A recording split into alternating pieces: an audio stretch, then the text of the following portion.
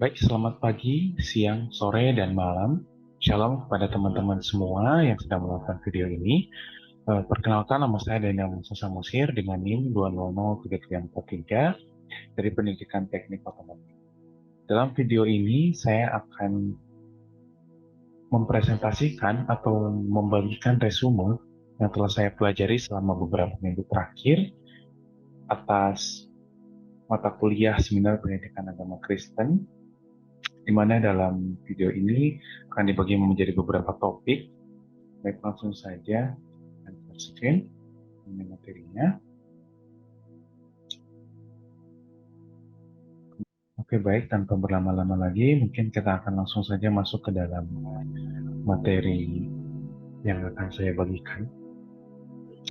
Bagi yang pertama, kita akan masuk kepada materi yang pertama, yaitu adalah mengenai servant leadership atau kepemimpinan hamba. Baik, sebelum kita masuk ke dalam daerah servant leadership, kita harus mengetahui dulu apa itu sebenarnya hamba. Teman-teman mungkin bisa merenungkan, mungkin bisa mencari di dalam kamus besar atau mungkin pengertian-pengertian yang bisa teman-teman cari, apa sebenarnya hamba. Nah, ketika kita melihat apa itu hamba, kita harus merefleksikan kepada diri kita sendiri, apakah kita sudah hidup sebagai hamba atau belum. Nah, oleh karena itu kita juga harus bisa menjadi seorang hamba yang efektif. Nah, bagaimana sih sebenarnya perspektif Tuhan untuk melihat seorang hamba yang dipakai Tuhan secara efektif? Di sini ada beberapa poin. Yang pertama adalah untuk menjadi hamba yang efektif itu pertama dia harus adalah menjadi seorang yang man of prayer. Arti dari man of prayer adalah seseorang yang dia berdoa kepada Tuhan. Artinya ketika dia berdoa ada komunikasi antara seseorang dengan Tuhan.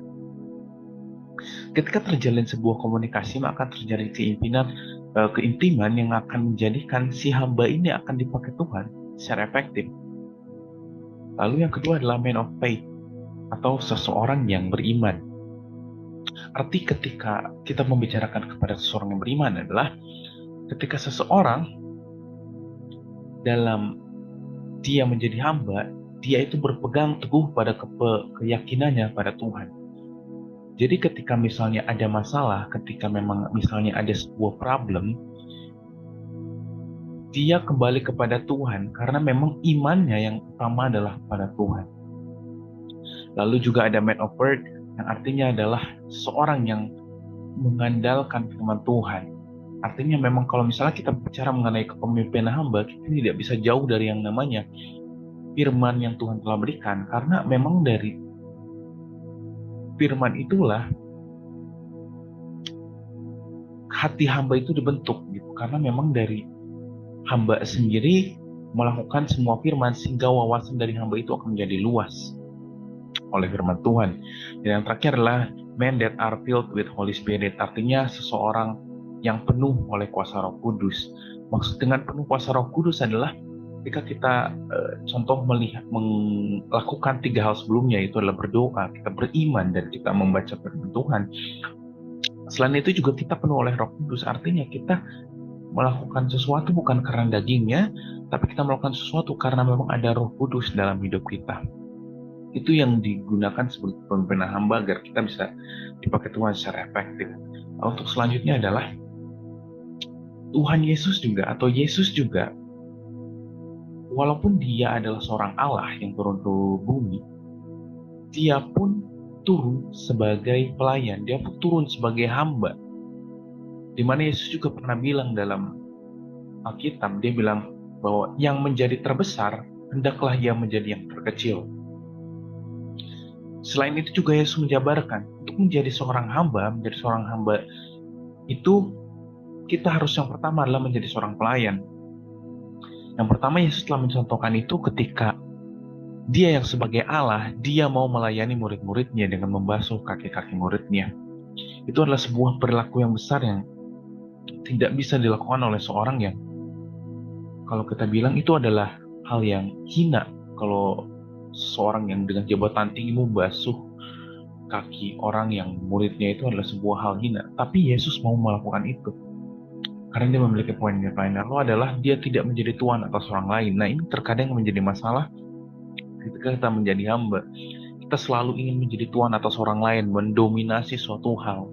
Padahal kita lupa bahwa sebenarnya ketika dalam suatu hal itu, yang terpenting adalah bekerja bersama-sama, bukan menjadi tuan atas orang lain. Lalu adalah kepemimpinan yang menjadi contoh. Ini adalah hal penting juga karena Yesus juga turun menjadi seorang contoh bagi murid-muridnya dan lain-lain. Lalu menjadi rendah hati, ini adalah suatu hal yang sangat penting ketika kita menjadi hamba. Karena kalau misalnya kita menjadi hamba dan kita tidak rendah hati, maka bukan hamba jadinya. Lalu adalah berusaha menjadi yang terkecil, sama seperti yang tadi, karena yang hendaklah ia menjadi yang terkecil ketika dia menjadi yang terbesar. Lalu adalah tidak ada paksaan ketika dia ingin menjadi seorang hamba atau pelayan. Lalu dia tidak didorong oleh ambisi yang buta. Lalu terakhir adalah taat dan setia. Artinya ketika menjadi hamba, kita harus menjadi seorang yang memiliki komitmen terhadap hal yang kita lakukan. Lalu selanjutnya, ketika kita menjadi seorang hamba, ada beberapa hal yang dilakukan untuk menjadi seorang hamba yang dewasa.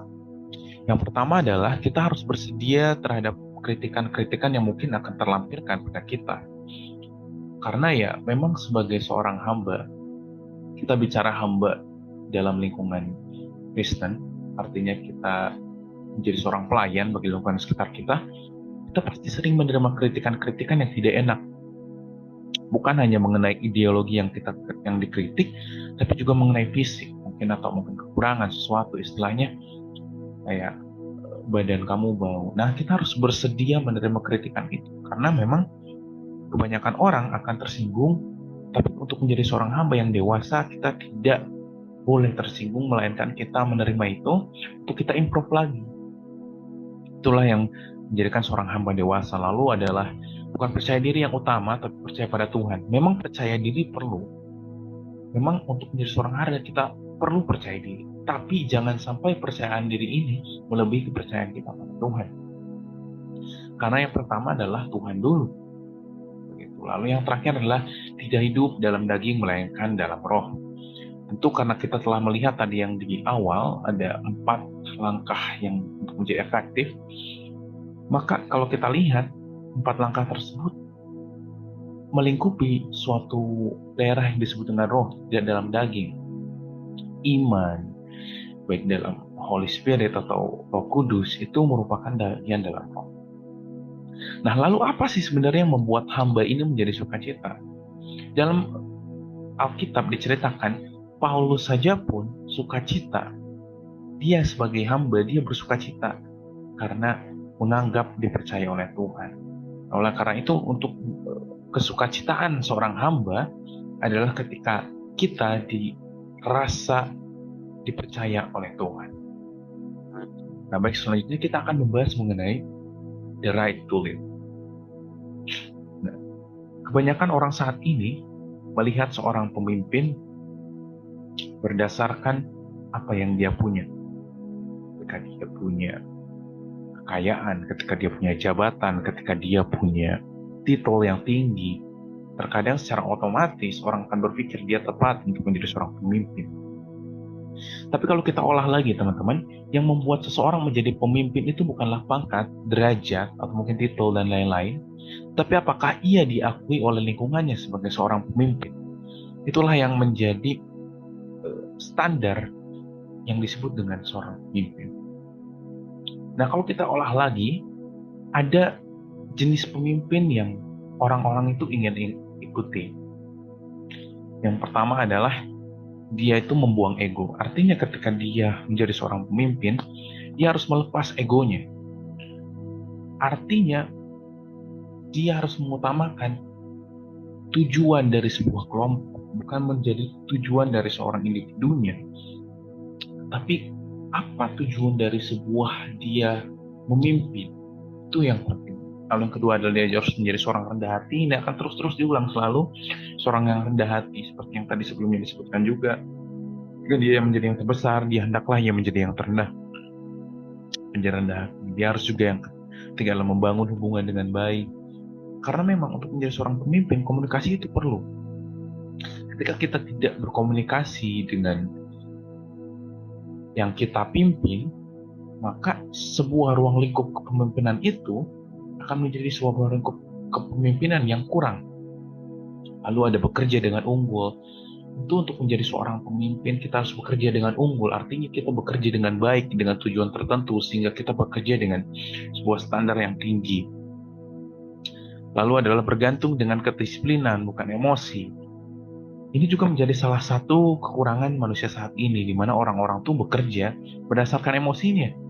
Kembali terkadang orang bekerja berdasarkan moodnya. Ketika misalnya moodnya lagi senang, dia akan bekerja dengan baik. Tapi ketika memang moodnya lagi kurang baik, dia bekerja dengan kurang baik juga. Nah, sebagai seorang Kristen, kita tidak boleh bekerja sebagai itu.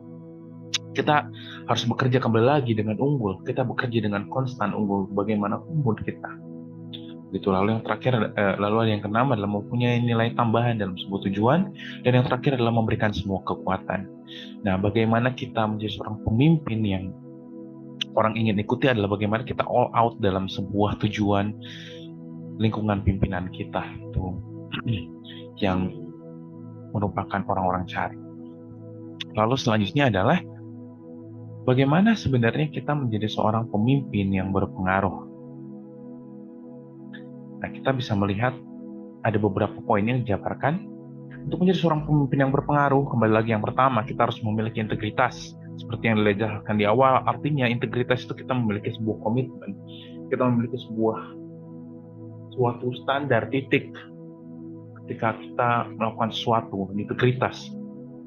Lalu adalah hubungan dengan orang lain yang tadi juga. Kita harus mempercayai juga dengan orang lain.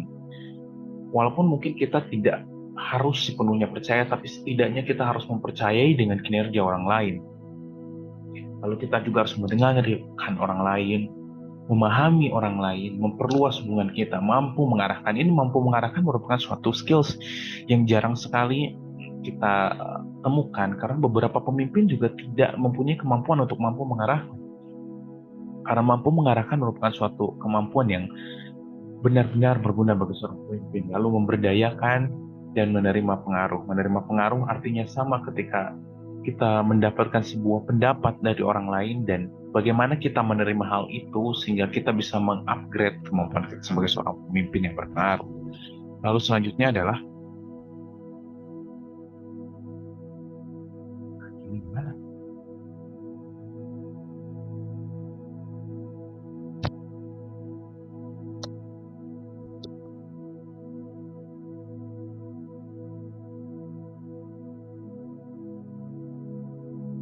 Oke, lalu selanjutnya adalah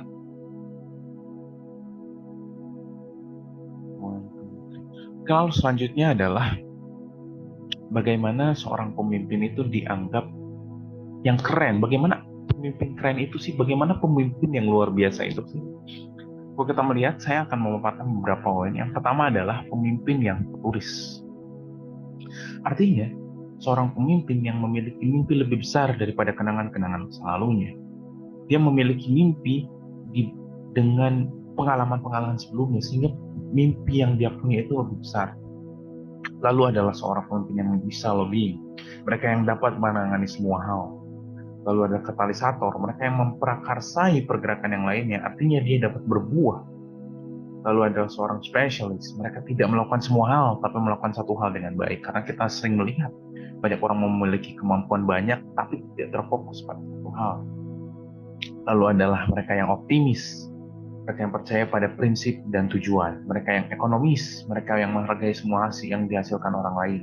Lalu mereka yang aktivis, mereka yang strategis, mereka yang entusias, mereka yang pragmatis, mereka yang industrialis, dan mereka yang finalis. Itu merupakan ciri-ciri pemimpin yang keren, pemimpin yang luar biasa. Nah, lalu selanjutnya kita akan masuk bagaimana kita influence people, bagaimana kita mempengaruhi orang lain. Ini merupakan salah satu juga poin kekristenan. Bagaimana hidup kita tuh bisa berarti bagi lingkungan kita, sesuai dengan amanat agung. Kita harus menunjukkan bahwa kasih Tuhan itu yang nyata dalam sebuah lingkungan kita. Bagaimana how to influence people, bagaimana mempengaruhi orang lain itu menjadi penting bagi kita. Begitu. Nah, kembali lagi dalam bagaimana kita mempengaruhi orang lain itu ada beberapa poin. Yang pertama adalah memiliki integritas. Selalu diulang-ulang dari awal tadi, bagaimana seorang Kristen yang memiliki integritas. Bagaimana sebenarnya integritas itu, siapa sebenarnya yang dimaksud dengan integritas? Mungkin teman-teman semua bisa cari itu, saya akan menjelaskannya lagi. Untuk menjadi seorang yang memiliki integritas terhadap orang lain, kita harus memiliki komitmen terhadap orang lain pula. Kita harus memiliki komitmen. Nah, selain itu juga kita harus bisa melakukan apa yang harus kita lakukan terhadap orang lain.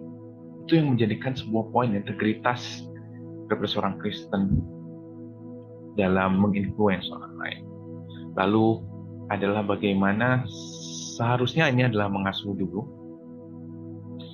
Tapi saya akan menjelaskan dulu bagaimana mengasuh, mohon maaf. Jadi, bagaimana kita mempengaruhi orang lain adalah bagaimana dengan kita mengasuh orang lain. Maksud mengasuh di sini adalah bukan mengasuh seperti bayi, tapi bagaimana kita bisa mengayomi mereka. Kalau kita analogikan mungkin sama seperti bayi. Kita tuh mendukung mereka, sama seperti anak kita mendukung mereka. Bagaimana kita mendukung mereka? Kita mengasihi mereka. Kita menghormati mereka, kita memberikan mereka sebuah safe place, kita memberikan sebuah tempat aman sehingga mereka merasa terasuh. Dan selain itu juga dari kita sendiri harus percaya kepada orang lain tersebut sehingga terjadi sebuah kondisi di mana kita mengasuh mereka. Itu yang disebut dengan bagaimana kita dapat mengasuh orang lain untuk mempengaruhi mereka. Lalu adalah bagaimana kita membawa pengaruh iman orang lain gitu. Ini kalau kita bicara iman, kita bicara dengan bagaimana kita menguatkan mereka. Bagaimana kita membantu mereka untuk penguatan mereka. Gitu. Bagaimana mereka bisa menjaga iman mereka. Itu bagaimana yang harus kita lakukan. Lalu adalah mendengarkan orang lain. Ini adalah sebuah poin yang menurut saya penting karena ini adalah komunikasi. Terkadang untuk mempengaruhi orang lain, itu komunikasi menjadi hal yang penting. Karena komunikasi adalah sebuah cara untuk bertukar pikiran, sebuah cara untuk mengkomunikasikan terkadang emosi kita, sehingga pada akhirnya kita akan menjalin sebuah pengaruh pada orang lain tersebut. Nah, bagaimana sebenarnya yang harus dilakukan ketika dalam sebuah komunikasi ini? Yang pertama, kita harus menghargai mereka. Ketika mereka sedang berbicara, kita harus mendengarkan mereka dengan perlahan dan baik. Karena kita menghargai mereka. Lalu adalah pengetahuan. Kita harus juga berpengetahuan. Mungkin kita bisa berpengetahuan dengan ilmu Alkitab, ilmu teologi, atau mungkin ilmu kehidupan kita. Sehingga ketika misalnya kita mendengarkan orang lain, kita memiliki sebuah pendapat, kita bisa memberikan sebuah saran atau ide, atau mungkin sebuah bantuan yang benar-benar dapat datang dari Tuhan atau mungkin ilmu. Dan yang terakhir adalah sama seperti tadi, kita harus membantu mereka. Ketika mereka mengkomunikasikan ada permasalahan atau kita harus membantu mereka sehingga mereka bisa dapat komunikasikan dengan baik selalu dan bisa mengolah hasil komunikasi tersebut. Nah, tetapi dalam mendengarkan orang lain ini ada hal yang menjadi hambatan terkadang bagi kita, yaitu adalah egois. Terkadang kita sering mendengar bahwa ketika ada orang berbicara, tapi si pendengar ini tidak membantu mendengarkan, melainkan membandingkan. Kalau teman-teman sering tahu ada orang ketika mau bercerita tentang kesusahannya, tapi terkadang pendengarnya malah bilang, oh lebih susah saya, kalau saya dulu dan lain-lain begitu. Nah, egois inilah yang sebenarnya harus kita turunkan. Mungkin kalau bisa sangat turun. Karena dengan mempengaruhi orang lain, kita harus mendengarkan mereka, bukan dengan membandingkan diri, harus menaikkan diri kita sendiri. Begitu. Nah, selanjutnya adalah bagaimana kita memahami orang lain. Ini juga sama hal pentingnya dengan yang tadi. Pemahaman kita terhadap orang lain itu adalah dengan kita mendengarkan mereka, dengan kita mau membantu mereka. Ketika kita mendengarkan, kita harus bisa memahami apa pandangan dia. Mungkin memang ya pandangan dia salah, tapi terkadang kita untuk memahami mereka, kita harus masuk ke dalam pikiran mereka sehingga kita tahu apa yang melandasi mereka. Nah, ketika misalnya kita sudah masuk, kita bisa membantu dia, yang akhirnya akan membantu kita untuk mempengaruhi orang tersebut. Lalu memperbesar orang lain. Arti memperbesar di sini adalah kita membantu mereka meningkat. Nah, bagaimana cara kita membantu mereka? Kita bisa motivasi mereka, kita bisa bantu mereka, kita bisa dorong mereka, kita bisa kasih semangat selalu sehingga kita bisa membantu mereka dengan ilmu-ilmu atau mungkin dengan yang lain sehingga kita bisa memperbesar mereka, artinya meningkatkan hidup mereka. Lalu adalah empowerment, kita harus menguatkan. Menguatkan di sini sama lagi seperti sebelumnya, kita harus menguatkan mereka dalam kemampuan, kita harus menguatkan mereka dalam pribadinya, sehingga kita akhirnya menjadi seorang Kristen yang bisa berpengaruh bagi lingkungan kita, sehingga kita menjadi seorang Kristen yang bisa memberikan pengaruh terhadap orang lain. Begitu. Nah, lalu kita akan masuk ke dalam Facing the Giant. Sebelumnya ada sebuah film yang teman-teman lihat di sini ada pada layar, saya menampilkan salah satu gambarnya, footage-nya, di mana Facing the Giant adalah sebuah film yang menceritakan tentang sebuah tim football dengan pelatihnya yang amburadul, ancur-ancuran pada awalnya karena memang tidak terstruktur, kepemimpinan yang kurang dari seorang pelatihnya, tidak terorganisir, dan lain-lain. Pokoknya mereka hancur lah, kita bisa bilang tidak ada peningkatan dalam sebuah klubnya, yang pada akhirnya pemimpin ini tuh menyerahkan diri, berserah pada putusan Tuhan, yang akhirnya membawa tim ini menjadi sebuah tim yang terus organisir, menjadi tim yang penuh dengan semangat, menjadi tim yang akhirnya dapat meningkat. Sehingga pada akhirnya tim ini tuh memperoleh hasil yang sesuai dengan mereka harapkan. Nah, kalau misalnya kita olah teman-teman dari film ini, saya ingin membagikan sesuatu di mana dalam hidup pasti akan selalu ada cobaan. Nah, ketika dalam cobaan itu, kemana orientasi kita berada? Banyak orang ketika dalam cobaan, orientasi mereka pada akhirnya akan memaksakan diri mereka untuk bersenang-senang. Kalau udah stres, saya mau paksain diri saya mau pergi ke dugem, saya mau pergi ke minum alkohol dan lain-lain. Ya mungkin Anda akan senang, tapi itu hanya akan sementara. Tapi kembali lagi, ketika dalam sebuah cobaan, orientasi mana yang Anda butuhkan? Ketika orientasinya pada Tuhan, terkadang kita akan menjadi damai. Nah, ketika ya sama seperti yang akan saya bagikan, dalam hidup selalu akan ada cobaan. Tapi dalam cobaan itu, jika kita mau berusaha dan berserah kepada Tuhan, bukan berlari menghindari sebuah cobaan, maka apapun yang terjadi nanti akan membawa sebuah kedamaian kepada kita. Itu yang akan terasa. Yang bisa saya bagikan tentang Facing the Giant. Lalu yang ada, kita akan membahas mengenai visi hidup. Hidup kita pada dasarnya kebanyakan orang tuh hidup dengan sebuah template. Maksud template di sini seperti ini. Orang akan lahir dari kandungan ibunya, lalu mereka akan bersekolah selama 12 tahun dan mungkin akan berkuliah. Dan ketika misalnya kuliah beres, pada akhirnya mereka akan kerja, entah mereka akan bekerja freelance, entah mereka akan bekerja kantoran atau wirausaha.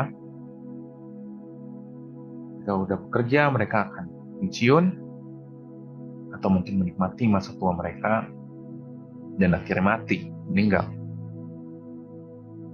Template ini banyak sekali terjadi pada orang-orang. Tapi sebagai seorang Kristen, apakah kita harus menjalani kehidupan yang seperti ini? Kalau misalnya kita menjalani kehidupan seperti ini, lalu apa makna hidup kita sebagai seorang Kristen? Apakah sebagai seorang Kristen, hidup kita sudah berarti bagi masyarakat? Apakah sebagai seorang Kristen, hidup kita sudah berarti bagi lingkungan kita? Nah, karena itu kita harus kembali lagi kepada awal tujuan penciptaan manusia. Apa sebenarnya sih tujuan penciptaan manusia? Tujuan penciptaan manusia adalah yang pertama, kita harus menyenangkan Allah, lalu menjadi anggota keluarga Allah, berkarakter Kristus, melayani Allah. Jadi awal-awal tujuan penciptaan manusia adalah orientasinya kepada Allah lagi. Nah, kalau misalnya kita hidup dengan sebuah template manusia yang tadi, lahir, kerja, masa tua, mati, terus tujuan manusianya nggak tercapai dong. Maka dari itu sebagai seorang Kristen, kita harus mempunyai visi dulu. Jadi ketika kita mempunyai visi, kita bisa memastikan bahwa orientasi hidup kita itu jelas sesuai dengan tujuan penciptaan manusia itu sendiri. Nah, kenapa sih visi ini menjadi penting bagi kita? Kenapa visi menjadi sebuah hal yang penting? Kembali lagi tadi, saya ulangi lagi. Yang pertama adalah ketika kita mempunyai visi, kita akan menjadi sebuah penolong fokus pada tujuan. Contohnya, ketika saya mempunyai visi untuk memajukan pendidikan di Indonesia, maka penolong fokus tujuan itu ketika kita dalam sebuah jalur, kita sering diganggu kanan kiri. Tapi ketika kita memiliki sebuah visi yang kuat dalam hati kita akan tetap lurus, sehingga tujuan kita terjaga rapi. Contohnya adalah dengan tadi, membangun pendidikan Indonesia. Lalu, menuntun keputusan. Yang terakhir adalah menjadi sebagai penyemangat bagi kita. Nah, visi itu dapat dilihat dengan melihat di mana seorang individu ada dalam kehidupan. Jadi, visi itu juga dapat dibuat secara terlihat, artinya bagaimana kita bisa melihat diri kita 5 tahun ke depan, 10 tahun ke depan, atau 15 tahun ke depan. Itu yang bisa kita lihat sebagai visi. Lalu visi juga dapat dilihat dengan melihat passion dari seorang individu tersebut. Karena untuk melihat sebuah visi, terkadang kita juga harus melihat apa passion, apa yang minat dari seseorang, sehingga kita bisa menyesuaikan dengan visi kita masing-masing. Lalu ada, untuk menentukan visi, itu bisa dapat dilakukan dengan doa. Yang pastinya kita doa pada Tuhan. Apa yang menjadi visi dalam hidup kita, karena Tuhan yang menentukan semua itu. Lalu passion yang tadi juga, bagaimana minat kita. Karena terkadang kita memiliki minat, itu harus sesuai dengan visi. Kita tidak bisa memiliki visi yang berbalik-berbalik dengan kita. Lalu juga talenta dan pendapat orang lain. Kenapa pendapat orang lain? Karena pendapat orang lain itu terkadang orang lain bisa lebih tahu tentang kita daripada kita melihat diri kita sendiri. Yang disebut dengan bagaimana kita dapat menentukan visi. Nah, lalu yang terakhir kita akan membahas mengenai amanat agung. Amanat agung Tuhan itu dalam Alkitab sebelumnya kita sering dibicarakan bahwa dosa akan membawa kita ke dalam maut. Dosa adalah maut. Tetapi kembali lagi, karena begitu besar kasih Allah, sehingga jika kita melihat pada Yohanes 3 ayat 16, karena begitu besar kasih Allah akan dunia ini, sehingga Ia telah mengaruniakan anak tunggal, supaya setiap orang yang percaya padanya tidak binasa, melainkan beroleh hidup yang kekal. Itu adalah bagaimana kita diselamatkan oleh kasih daripada Tuhan. Dan caranya adalah dengan kita percaya aja. Dengan kita percaya kepada Tuhan Yesus sebagai Tuhan, maka segala dosa akan ditanggung oleh Dia. Bagaimana sih sebenarnya kita menjalani amanat agung itu? Pertanyaannya. Di mana amanat agung itu adalah bagaimana kita menyebarluaskan sampai ke ujung bumi, di mana kita menjadi saksi. Ada dalam Kisah Para Rasul 1 ayat 8, bagaimana panggilan kita menjadi saksi Kristus. Yang pertama adalah sebagai pribadi Kristen, kita harus menjadi seorang integritas. Seperti yang tadi sebelumnya, selalu diulang-ulang bagaimana kita menjadi seorang Kristen yang berintegritas. Lalu yang kedua, menjadi seorang Kristen yang bertanggung jawab terhadap setiap hal yang kita perbuat.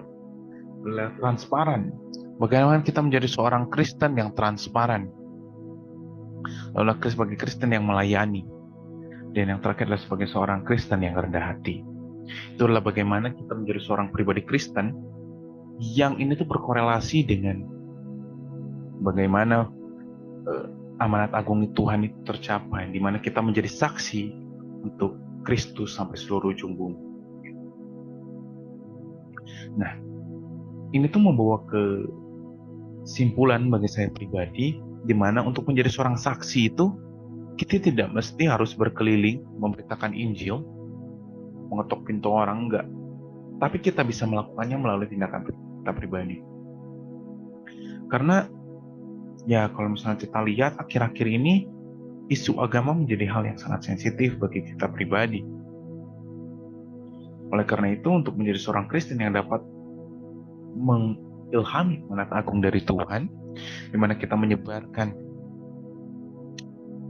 pribadi Tuhan itu, kita harus menjadi pribadi Kristus tadi. Bagaimana kita harus menjadi seorang pemimpin yang baik, bagaimana kita menjadi seorang hamba, bagaimana kita menjadi seorang pribadi Kristus dalam hidup kita, yang akhirnya membawa kita kepada tujuan akhir, itu amanat agung. Baik, mungkin hanya itu yang bisa saya bagikan. Terima kasih kepada teman-teman semua mau memperhatikan. Terima kasih kepada Pak Suka sebagai dosen penolong juga telah mengajari kami. Mungkin minta maaf apabila ada kesalahan kata ataupun mungkin kesalahan kalimat yang saya lakukan.